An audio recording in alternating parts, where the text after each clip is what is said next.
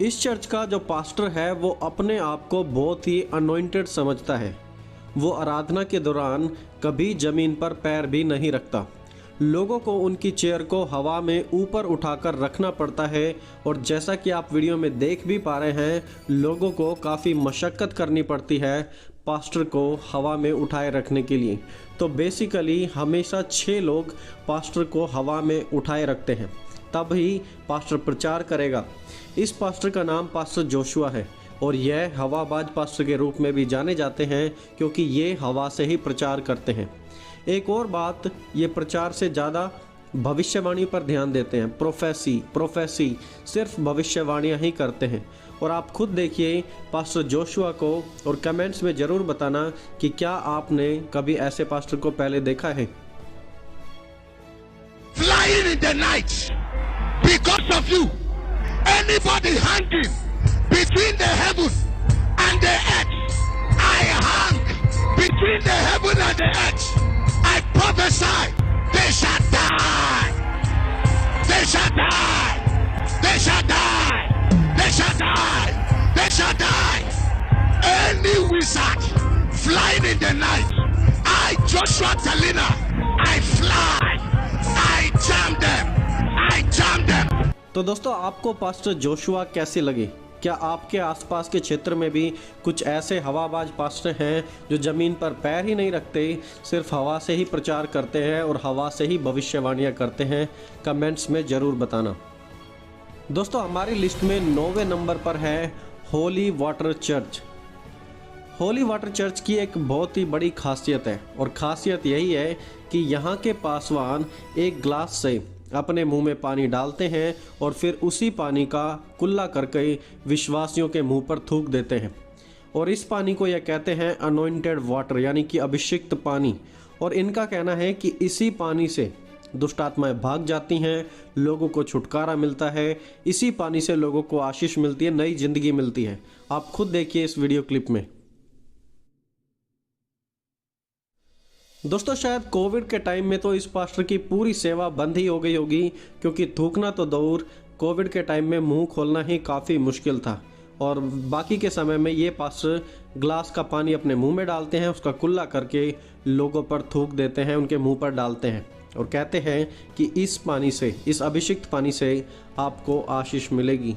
और दोस्तों, ये सब कुछ जब होता है जब लोग परमेश्वर से ज़्यादा अपने पास्टर पर विश्वास रखते हैं, पास्टर को अपना भगवान मानते हैं और फिर अपने मुंह पर थुकवा भी लेते हैं।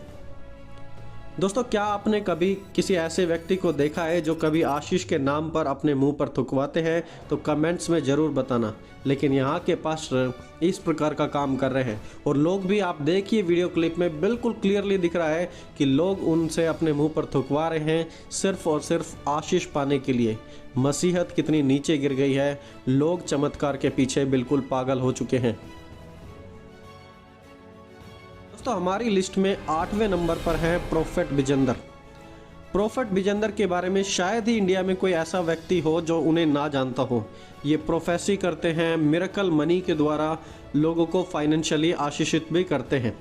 चंगाई पर ज़्यादा फोकस होता है, आशीष पर ज़्यादा फोकस होता है और दुष्ट आत्माओं को निकालने पर ज़्यादा फोकस होता है, परमेश्वर के वचनों के बारे में नहीं। अब ये देखिए, इनका एक रिसेंट चमत्कार है जिसने मुझे सचमुच सोचने पर मजबूर कर दिया कि आखिरकार ये क्या है। ये है कि इन्होंने काले व्यक्ति को गोरा कर दिया। यह देखिए, आप स्क्रीन पर दी गई इस फोटो को देखिए ध्यान से। इसमें एक बहन की पहले की और बाद की फ़ोटो है, बिफोर एंड आफ्टर। बिफोर ये काली थी, लेकिन जब इन्होंने प्रोफेट बिजेंदर से ले हैंड प्रेयर कराई, स्पेशल प्रेयर एक होती है इनकी, तो इनका रंग सफ़ेद हो गया, अब ये गोरी हो गई। प्लस साथ ही साथ इनके पास अनॉइंटिंग ऑयल है। अनॉइंटिंग ऑयल के बारे में तो हमें पता था कि तेल होता है, लेकिन अभी यहाँ पर लिखा है कि अनॉइंटिंग सोप, यानी कि एक अनॉइंटिंग साबुन भी आ गया है जिसके इस्तेमाल करने से चमत्कार होते हैं। तो यदि आप इस साबुन को अपने मुंह पर लगाएंगे, इस साबुन से नहाएंगे, तो आपके जीवन में चमत्कार हो जाएंगे।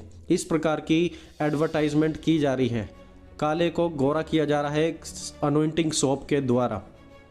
जबकि देखिए हम सभी को एक कॉमन सेंस है कि परमेश्वर ने व्यक्ति को गोरा, काला, सांवला इसी प्रकार परमेश्वर ने बनाया है। हर किसी को अलग अलग तरीके से। कलर चेंजेस में ये सब चीज़ें ज़्यादा मायने नहीं रखती हैं परमेश्वर के सामने। एक और फोटो देखिए आप, ये भी रिसेंट की है। इन्होंने भविष्यवाणी की और इनके अभिषिक्त तेल को लगाने से आपको विदेशों का वीज़ा भी फ्री में मिल जाएगा और एक व्यक्ति को तो यूके की सिटीजनशिप भी मिल गई, सिर्फ और सिर्फ इनका वो जो तेल लगाने से और इनकी भविष्यवाणी से के द्वारा। आप देखिए इस चीज़ को, आप देखिए अपनी स्क्रीन पर जो ये दिखाया जा रहा है। कुछ भी आप करो और अपने आप को प्रोफेट बना लो और देखो कैसे भीड़ की भीड़ पागल होकर वहाँ पर 25,000 रुपये भी देते हैं प्रार्थना करवाने के लिए, ले हैंड प्रेयर के लिए। और दोस्तों इसे ही तो हम कहते हैं गुमराह करना, कि अंत के समय में बहुत सारे लोग गुमराह होंगे। लोग सवाल करेंगे, अरे अगर इस व्यक्ति के पास सामर्थ नहीं है तो ये कैसे चमत्कार करता है, लेकिन वो चमत्कार कर रहे हैं। और इसे ही हम कहते हैं गुमराह करना, क्योंकि अंतिम समय में बहुत से लोग गुमराह होंगे। वो साबुन देकर आपके रंग को चेंज करेंगे, वो आपके लिए प्रोफेसी करेंगे, आपका वीज़ा लगवा देंगे, आपको आशीषित करेंगे। आशीष होगी, वचन का प्रचार नहीं होगा। मनुष्य सिर्फ और सिर्फ आशीष का गुलाम बनकर रह रहा है आज के समय में। दोस्तों हमारी लिस्ट में 7वें नंबर पर है डांसिंग चर्च। देखिए इस चर्च की एक बड़ी ही खास बात है कि यहाँ का जो पास्टर है वो डांस करके, यानी कि नाच कर लोगों की दुष्ट आत्माओं को निकालता है, नाच कर लोगों के जीवन की बीमारियों को दूर करता है, नाच कर लोगों को आशीषित करता है। देखिए आप वीडियो में देखिए कि वो लोगों के पास जाते हैं और फिर डांस करते हैं और सडनली लोग गिरने लग जाते हैं उनके डांस के द्वारा। आप खुद देखिए इस वीडियो क्लिप को। Oh my Africa.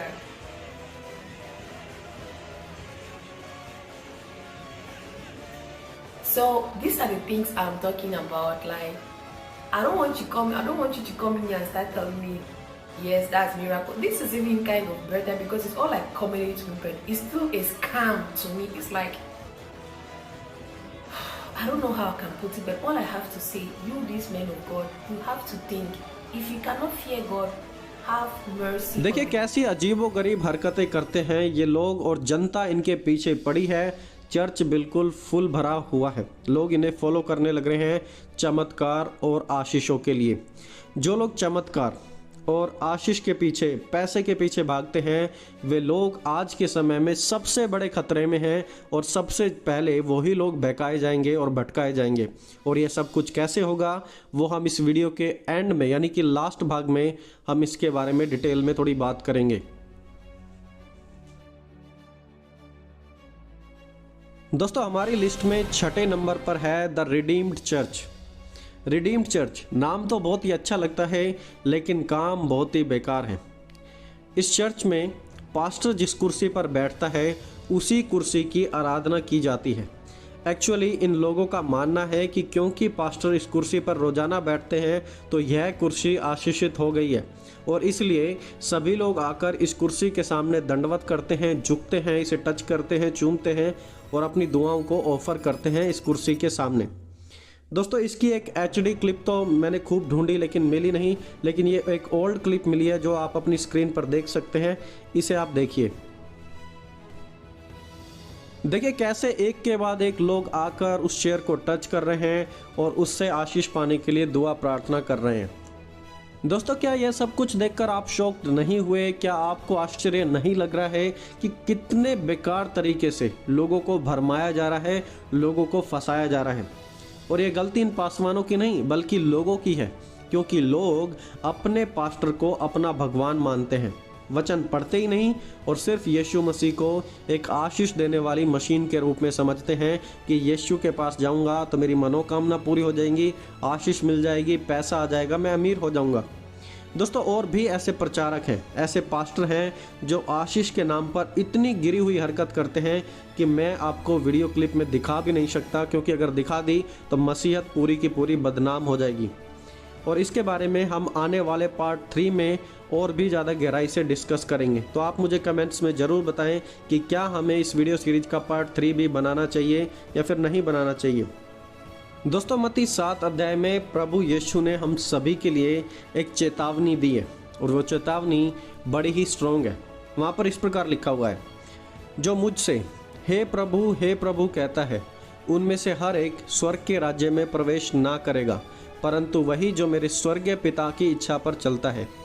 उस दिन बहुत से लोग मुझसे कहेंगे, हे प्रभु, क्या हमने तेरे नाम से भविष्यवाणी नहीं की और तेरे नाम से बहुत अचंभे के काम नहीं किए?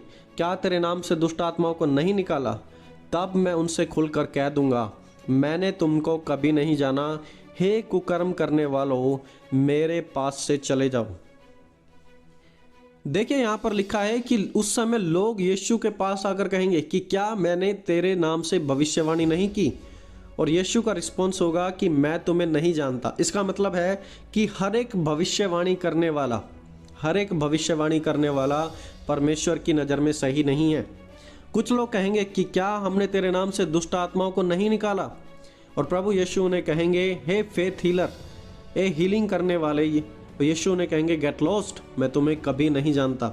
इसका मतलब ऐसा है कि कुछ लोग जो अपने आप को हीलर समझते हैं, जब वो यीशु के सामने खड़े होंगे तो यीशु उन्हें पहचानेंगे नहीं।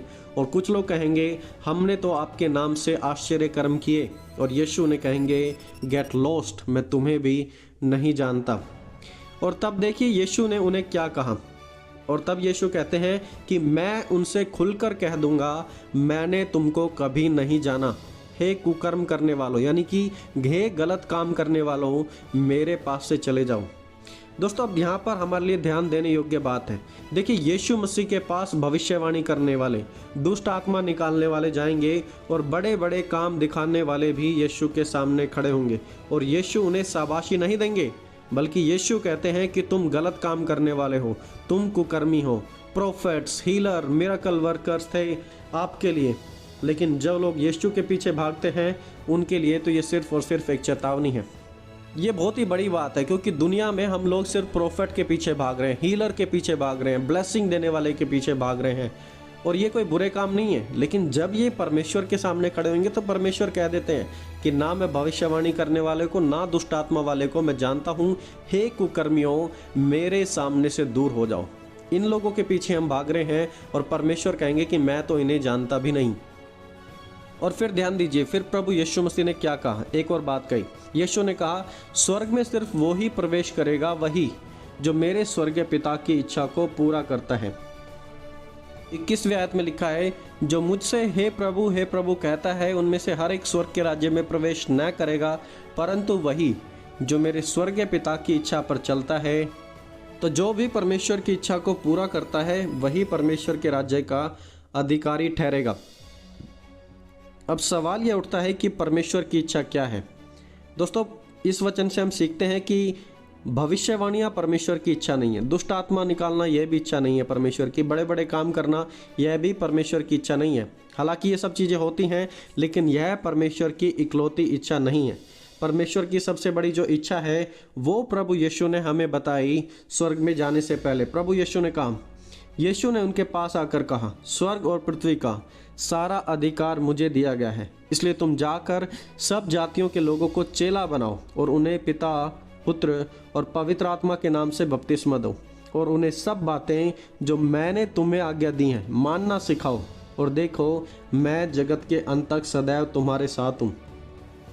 प्रभु यीशु ने बताया कि लोगों को परमेश्वर के बारे में बताना, और जो आज्ञा मैंने तुम्हें दी हैं वो आज्ञा लोगों को सिखाना, और मैं तुम्हारे साथ हूँ। प्रभु यीशु मसीह ने कहा कि तुम लोगों को चेला बनाओ, विश्वासी नहीं। आज लोगों को विश्वासी बनाया जा रहा है, चेला नहीं। और देखिए यही काम तो प्रेरित पौलुस भी किया करते थे। प्रेरित पौलुस लोगों को चेला बनाया करते थे। चिन्ह चमत्कार से ज़्यादा प्रभु यीशु के सुसमाचार को फैलाने के लिए वो तत्पर रहते थे। उन्होंने कहा, क्योंकि मैं सुसमाचार से नहीं लज्जाता, इसलिए कि वह हर एक विश्वास करने वाले के लिए, पहले तो यहूदी फिर यूनानी के लिए उद्धार के निमित्त परमेश्वर की सामर्थ्य है। और प्रेरित पौलुस ने अपने चेलों को भी, जैसे कि उनका जो प्यारा चेला था तीमुथियुस को भी यही सिखाया। तीमुथियुस को सिखाया उन्होंने कि तू वचन का प्रचार कर, समय और असमय तैयार रहे, सब प्रकार की सहनशीलता और शिक्षा के साथ उलाना दे और डांट और समझा। तो प्रेरित पौलुस ने तीमुथियुस को भी यही बताया कि तू वचन का प्रचार कर, पैसे का नहीं, आशीष का नहीं। दोस्तों वचन हमें बदलता है, इसलिए हमें परमेश्वर के वचन में मजबूत होने की ज़रूरत है, दूसरी बातों में नहीं। यदि आज हम सिर्फ और सिर्फ चमत्कार, छुटकारे, पैसे, ब्लेसिंग, हीलिंग, प्रोफेसी, इन सब चीज़ों के भागते रहेंगे पीछे, तो we are in a big danger. हम एक बहुत ही बड़े खतरे में पड़ जाएंगे और हमें भरमाया जाएगा। इसलिए प्लीज़ आप वचन पढ़ें और वचन में मजबूत हो जाएं। सत्य को जानोगे तो सत्य आपको और मुझे स्वतंत्र करेगा।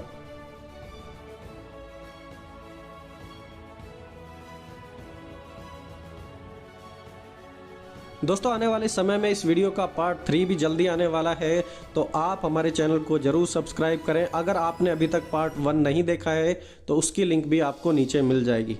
दोस्तों आज इस वीडियो में इतना ही, मिलेंगे जल्दी एक और नए वीडियो के साथ। Till then have a very great day.